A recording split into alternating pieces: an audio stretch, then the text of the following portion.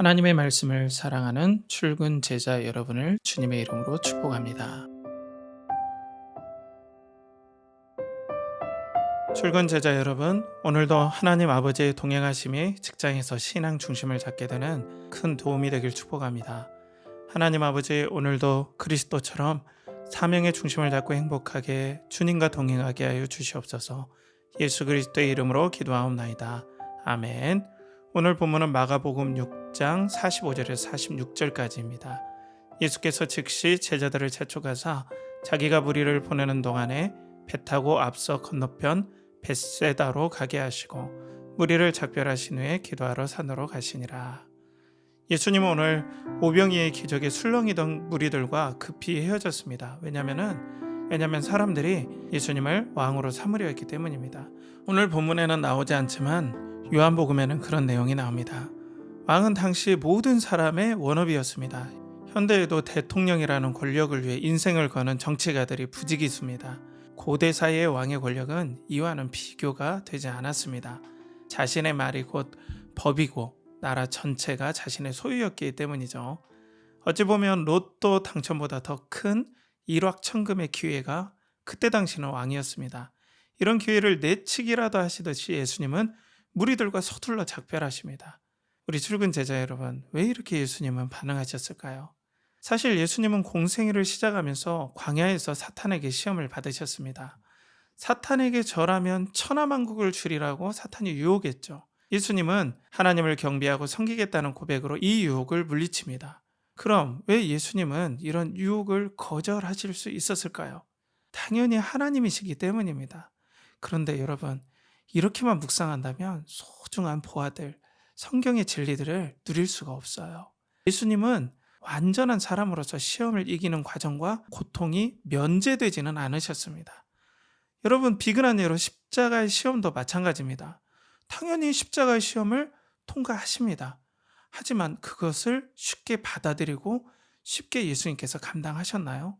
여러분도 아시겠지만 절대 아닙니다. 겟세마네 동산에서 땀이 핏방울 되도록 예수님은 기도하셨습니다. 우리는 이 예수님께서 시험을 이기시는 이 치열한 과정을 잊지 말아야 합니다. 그럼 예수님에게 천하 만물을 주겠다는 사탄의 유혹도 동일하겠죠. 예수님께서 승리하셨지만 보이지 않는 그 과정은 만만치 않으셨습니다. 이것을 우리에게 동일하게 적용할 수 있어요. 일터에서 우리는 일을 하다 보면은 일에 파묻히게 됩니다. 어느덧 사명의 중심을 잃어버리게 돼요. 주님을 위해 일하려 하지만 금세 일반 직장인의 마음과 같아지게 되어버립니다. 물론 일터에서 몰입은 매우 중요하지만 과몰입은 항상 조심해야 합니다. 예수님께서는 분주한 일상에서도 항상 사명의 중심을 잃지 않으셨습니다. 왜냐하면 그 사명을 감당할 때 앞으로 주어질 칭찬과 기쁨이 예수님을 사로잡았기 때문입니다. 히브리서 12장 2절에서도 그 앞에 즐거움을 위하여 십자가를 참으셨다고 말씀이 나오죠. 다른 말로 예수님은 십자가 이후에 하나님께서 만왕의 왕으로 세워주시겠다는 그 약속을 신뢰하셨다는 거예요. 그럼 다시 우리는 예수님이니까 당연히 중심을 잃지 않고 그렇게 승리하셨겠죠 라고 말할 수 있습니다. 당연합니다. 예수님이니까 중심을 잃지 않으십니다. 하지만 그것을 이루는 과정은 예수님이라고 할지라도 면제되지 않으셨습니다. 그 고단함을 그대로 느끼시고 겪으셔야 했다는 거죠. 자, 예수님은 오늘 본문의 무리와 작별하신 후에 기도하러 산에 올라가시는 모습만 봐도 우리가 알 수 있겠죠. 예수님은 사명을 이루게 치열하게 기도하셨습니다. 이 모습을 우리는 마음에 저장해야 합니다. 치열한 기도가 동반할 정도로 이 사명의 중심을 지키는 일은 만만치 않습니다. 주님은 진심으로 아버지 하나님을 신뢰하시며 믿음의 좁은 길을 가셨습니다. 그것을 위해 기도에 진심이셨습니다. 사랑하는 우리 출근 제자 여러분, 우리는 예수님의 제자가 되길 원합니다. 그렇지 않다고 하신다면 어쩔 수 없지만 예수님의 제자가 되는 일은 너무나 영광스럽습니다. 우리가 제자로서 오늘 직장에 출근하는 이유가 무엇일까요? 오늘 본문의 군중들처럼 삼시세끼를 책임져주는 회사라는 왕에게 간다면 금세 우리는 사명의 중심을 잃게 됩니다. 세상 사람들과 아무 구별이 없게 돼요. 사랑하는 출근 제자 여러분, 우리는 영광스러운 하나님의 자녀입니다. 본질적으로 보면 우리는 영국 왕실보다 더 로열 패밀리입니다. 이것은 진짜입니다. 그것을 아버지는 기도의 자리에서 여러분에게 자랑스럽게 확인시켜 주시고 말씀하시고 싶어 하신다는 거죠. 여러분이 하나님의 자녀인 것을 얼마나 아버지 하나님은 기뻐하시는지 모릅니다. 그런 아버지의 뛰는 가슴과 감격을 내 영혼이 느낀다면, 이걸 거부할 수 없을 정도로 은혜가 부어진다면 오늘도 우리는 예수님처럼 중심을 잡을 수 있습니다. 앞으로 우리의 신앙 중심을 흔드는 일은 이 작은 저의 소견으로 볼 때 더 많아지리라고 봅니다. 왜냐하면 4차 산업혁명과 AI 시대가 쓰나미처럼 우리에게 올 확률이 더욱더 커지고 있습니다. 이런 사회일수록 자본과 정보의 불균형은 더욱더 커집니다.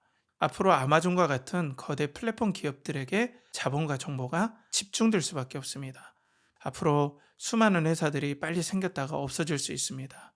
이럴 때 우리가 생계만을 위해 일터에 나간다면 지금보다 더 앞으로가 혼란스러울 수 있습니다. 그러니 지금부터 우리는 순례자와 제자의 정체성을 더욱더 붙잡아야 됩니다. 하나님은 우리에게 그리스도와 함께 하나님의 나라를 상속하여 주실 것을 너무나 기뻐하십니다. 그리스도와 함께 왕노릇할 것을 우리에게 약속하셨습니다. 그 보증으로 우리에게 그 영광스러운 성령님을 보내주셨습니다. 이 또한 얼마나 놀랍습니까? 아브라함, 모세, 다윗, 다니엘도 우리처럼 영원히 성령님이 임하시지 않았습니다. 그 성령께서 우리에게 구원과 하나님 나라의 상속을 보증하고 계십니다. 이 은혜를 누리기 위해서는 우리에게 충만함이 필요합니다. 그 정도로 일터는 치열하고 고단하기 때문입니다. 야곱도 라헬로 충만해지니 그 고된 14년 종살이와 같은 노동이 수일처럼 느껴졌습니다. 그는 사실 겉보기에는 라반을 위해 일했지만 진짜는 라헬을 위해 일했습니다. 우리도 마찬가지죠. 일터에서 열심히 일하지만 우리는 하나님을 위해서 일합니다. 사랑하는 출근 제자 여러분, 세상은 참 만만치 않은 것이 팩트입니다. 그러니 우리 다시 충만함을 받읍시다. 얼마나 여러분은 아버지 하나님께 소중한 존재입니까? 얼마나 사랑스러운 자녀입니까? 그러니 오늘도 성령님을 의지하며 하나님의 사랑 안에 우리가 잠깁시다. 출퇴근 버스나 지하철에서 자가용에서 그 은혜를 다시 묵상하는 여러분들 되시길 주님의 이름으로 축복합니다. 함께 기도하겠습니다. 사랑하는 아버지 하나님, 우리에게 그리스도의 은혜로 충만하게 하여 주시옵소서. 비록 이 땅에서 우리가 일은 하지만 사실상은 하나님의 일을 하는 원리를 깨닫게 하여 주시고 만만치 않고 거친 이 일터의 환경을 뚫고 일어설 수 있는 은혜를 부어 주시옵소서. 이를 의지하고 존귀하신 예수 그리스도의 이름 받들어 기도하옵나이다. 아멘.